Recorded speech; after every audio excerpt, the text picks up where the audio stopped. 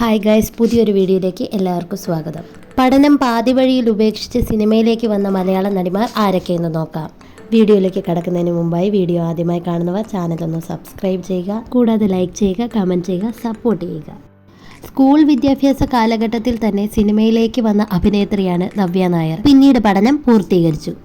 Kavya Madhavan school കാലഘട്ടത്തിൽ തന്നെ സിനിമയിലേക്ക് ചേക്കേറി. പിന്നീട് പഠനം പൂർത്തീകരിക്കാൻ സാധിച്ചില്ല. ഭാവന സിനിമയിൽ വന്നതിന് ശേഷം വിദ്യാഭ്യാസം പാതി വഴിയിൽ ഉപേക്ഷിച്ചു.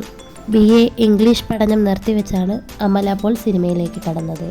+2 കഴിഞ്ഞ ഉടനെ അഭിനയത്തിലേക്ക് പ്രവേശിച്ച നടിയാണ് അനന്യ. സ്കൂൾ കാലഘട്ടത്തിൽ സീരിയലുകളിലൂടെ കടന്നു വന്ന് സിനിമയിലേക്ക് പ്രവേശിച്ച നടിയാണ് മിയ ജോർജ്. പിന്നീട് പഠനം പൂർത്തീകരിച്ചു. മഞ്ജു വാര്യർ +2 കഴിഞ്ഞ ഉടനെ സിനിമയിലേക്ക് കടന്നു വന്നു.